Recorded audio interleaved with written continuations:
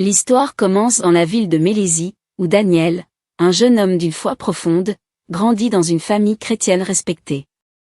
Depuis son enfance, il entend une voix lui souffler qu'il est destiné à servir Dieu. Ses parents, ses amis, et même certains anciens de l'Église lui disent qu'il pourrait devenir immensément riche et prospère en devenant pasteur.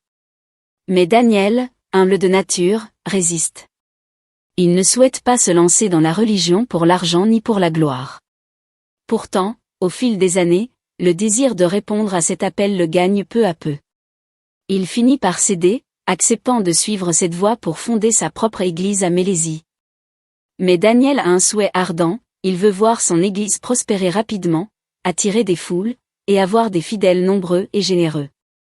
Il imagine déjà une église pleine à craquer, où des centaines de fidèles se rassemblent chaque semaine pour écouter ses enseignements et expérimenter des miracles. Dans son esprit, une vision claire émerge, celle d'une communauté vibrante où il pourrait changer des vies et glorifier Dieu en même temps. Avec un enthousiasme renouvelé, il fonde sa propre église à Mélésie, rêvant de voir ses prêches résonner au-delà des murs de son sanctuaire. Cependant, la réalité s'avère bien plus difficile. Dès le début, Daniel se heurte à de nombreux obstacles. Ses sermons, bien que passionnés, ne parviennent pas à captiver l'audience. Les bancs de son église restent souvent vides, avec seulement quelques membres présents, et il constate que les gens semblent plus attirés par d'autres églises qui offrent des spectacles de miracles spectaculaires. Les voix enjouées des pasteurs rivaux, promettant des guérisons instantanées et des bénédictions matérielles, résonnent dans l'esprit de ses voisins, ébranlant la confiance de Daniel. Frustré par ce manque de succès, l'envie s'insinue dans son cœur. Daniel commence à observer avec amertume les autres pasteurs, se demandant pourquoi lui, avec sa formation et sa passion, ne parvient pas à capturer l'attention des foules. Il se laisse submerger par des pensées sombres, se comparant à ceux qui semblent avoir tout ce qu'il désire. Ce tourbillon d'émotions le conduit à envisager des moyens peu orthodoxes pour attirer plus de fidèles, alors que son intégrité commence à vaciller sous la pression de ses aspirations. Un jour, il fait la connaissance de Zacharie, un homme charismatique qui lui parle d'un puissant prêtre du nom d'Adamu. Selon Zacharie, Adamu accomplit des miracles retentissants qui attirent des foules impressionnantes. Intrigué, Daniel assiste discrètement à l'un des rassemblements Adamu, fasciné par le nombre de fidèles et l'argent qui circule autour de lui. Ce jour-là, un désir d'obtenir ce pouvoir grandit en lui. Zacharie, voyant son intérêt, lui propose de rencontrer un homme qui pourrait l'aider à atteindre ses objectifs. Cet homme, Baba Kara, est un guide spirituel mystérieux qui vit en dehors des normes religieuses conventionnelles. Daniel hésite, mais sa frustration et sa jalousie prennent le dessus, et il finit par accepter de rencontrer Baba Kara.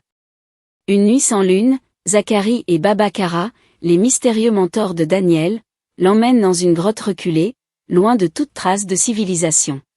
Si vous aimez cette histoire, abonnez-vous et dites-nous depuis quel pays vous nous suivez et on continue. L'atmosphère est pesante, et un silence inquiétant envahit l'espace. Les deux hommes allument des bougies rouges, qui projettent des ombres tremblantes sur les murs de pierre humide. L'air est chargé d'un parfum étrange, presque étouffant, qui fait frissonner Daniel. C'est dans cette ambiance angoissante qu'il commence les incantations, appelant un esprit des ténèbres nommé Coma. Après plusieurs minutes, une silhouette sombre semble se matérialiser au centre du cercle de bougies. Coma apparaît, entouré d'une aura sinistre, et fixe Daniel avec un regard perçant. Il propose un pacte effroyable, un pouvoir surnaturel, la promesse d'une église prospère, de fidèles innombrables et d'une richesse inépuisable. Mais le prix est lourd. Daniel ne pourra jamais prononcer le nom de Jésus. S'il le fait, sa protection disparaîtra, le laissant vulnérable aux forces sombres. Coma impose également des rituels stricts pour maintenir leur alliance. Daniel doit dormir seulement 4 nuits par semaine, un signe de soumission totale aux esprits. Chaque nuit, il devra boire du sang frais dans un canari déposé mystérieusement sur son autel par des esprits invisibles. Ce sang symbolise son lien permanent avec le monde obscur, un rappel que sa puissance n'est pas la sienne mais celle d'entités qui exigent loyauté et sacrifice.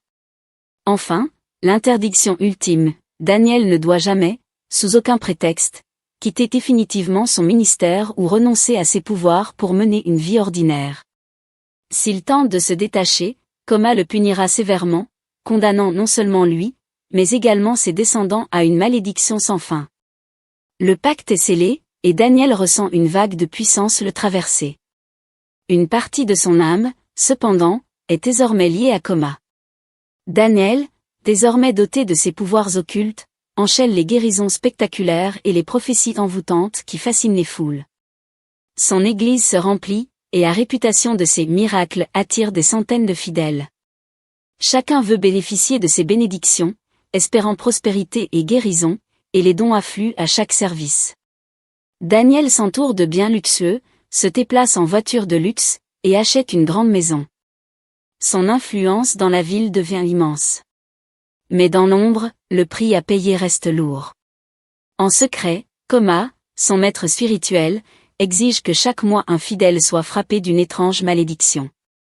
Après une prière de bénédiction, certains fidèles voient leur richesse fondre sans explication, tandis que d'autres perdent leurs emplois ou accumulent des dettes inexplicables. Ruth, une fidèle de longue date et dévouée, se retrouve parmi les premières victimes. Elle avait économisé pour ouvrir une petite entreprise de couture, mais après avoir reçu une bénédiction de Daniel, son atelier connaît un revers financier inattendu. Les commandes se font rares, ses économies s'épuisent, et elle doit même vendre ses biens pour subvenir à ses besoins. Elle commence aussi à être hantée par des cauchemars, des visions de Daniel, vêtu de robes noires, dans une grotte éclairée à la lueur de bougies rouges, prononçant des incantations étranges. Des cas similaires se multiplient parmi les fidèles, qui, sans oser questionner l'homme de Dieu, continuent de croire que leur pauvreté temporaire est une épreuve spirituelle. Cependant, certains commencent à murmurer en secret, se demandant pourquoi tant de malheurs frappent les « bénis » de Daniel. Puis, Daniel est frappé par une étrange malédiction, une plaie qui semble ronger son corps et le prive de sommeil. Lorsqu'il tente de s'endormir les rares nuits autorisées, des visions horrifiantes surgissent dans l'obscurité de sa chambre. Il voit des créatures effrayantes, des figures sombres qui semblent réclamer son âme. Parfois, il entend des murmures, des chuchotements de Coma, qui lui rappellent le prix de son pacte. Il se réveille en sueur, son cœur battant à tout rompre, et réalise qu'il est pris au piège, incapable d'échapper à ses visions de terreur. À mesure que la fatigue s'accumule, son esprit commence à vaciller. Incapable de trouver du réconfort, il se tourne vers les plaisirs matériels pour combler ce vide inextinguible. Il dépense des sommes extravagantes dans des fêtes somptueuses, s'entoure de biens de luxe, mais rien ne parvient à apaiser son angoisse. Son manoir, autrefois rempli de fidèles et de visiteurs, devient un lieu solitaire, où seuls résonnent les échos de ses propres peurs. La fortune s'écoule entre ses doigts, et malgré ses efforts frénétiques pour retrouver un semblant de contrôle, il sent que sa chute est inévitable. La chute de Daniel, finalement, acculé et épuisé, Daniel décide de renoncer au pacte maudit et de se donner sincèrement à Dieu, sachant que quitter ce pacte sans véritable foi signifierait une mort certaine. Lorsqu'il tente de prier pour demander pardon, il ressent une douleur intense, comme si Coma lui-même venait réclamer son dû.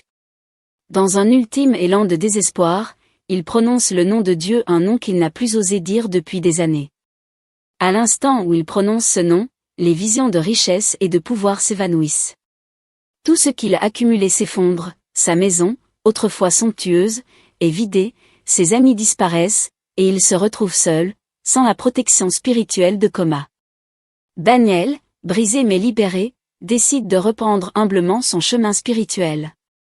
Avec un esprit renouvelé, Daniel commence à reconstruire son église sur des fondations solides, fondées sur l'honnêteté et l'intégrité. Il se lève chaque dimanche avec un message sincère, prêchant sur l'amour, la foi et la rédemption. Prêchant avec humilité et sincérité. Sa foi se renforce, et son cœur trouve enfin la paix. Sa voix, autrefois empreinte de vanité, résonne désormais avec une humilité profonde. Daniel s'engage à enseigner à ses fidèles que la véritable prospérité ne réside pas dans l'accumulation de richesses matérielles, mais dans la richesse spirituelle qui découle d'une relation authentique avec Dieu. Peu à peu, les membres de l'Église commencent à revenir, attirés par sa transformation. Il ressent un changement palpable dans l'atmosphère, l'amour et la solidarité remplacent les promesses vides de miracles instantanés. Un ancien fidèle, qui avait quitté l'Église en raison des tromperies passées, revient un jour. Touché par le discours émouvant de Daniel, il pleure et demande pardon pour avoir douté. D'autres le suivent, chacun partageant des histoires de lutte, de rédemption et de réconciliation. À mesure que la congrégation se renforce, Daniel et ses fidèles découvrent une prospérité authentique. Au lieu de demander des dons en échange de bénédictions, il enseigne à ses membres l'importance de donner par amour et gratitude. Il s'engage dans des œuvres de charité, aidant les plus démunis de leur communauté, et voit leur propre vie s'enrichir d'une manière qu'ils n'avaient jamais imaginée. Les témoignages de bénédiction commencent à affluer, mais cette fois, ils sont basés sur des changements de vie réels et des expériences de foi profondes. Daniel, quant à lui, découvre enfin la paix intérieure qu'il avait tant cherchée. Il se rend compte que sa vraie richesse réside dans l'amour de sa congrégation, la communion avec Dieu et l'humilité qui vient avec le service. En laissant derrière lui les fausses promesses de prospérité, il embrasse une vie de foi authentique, savourant chaque instant de son ministère renouvelé.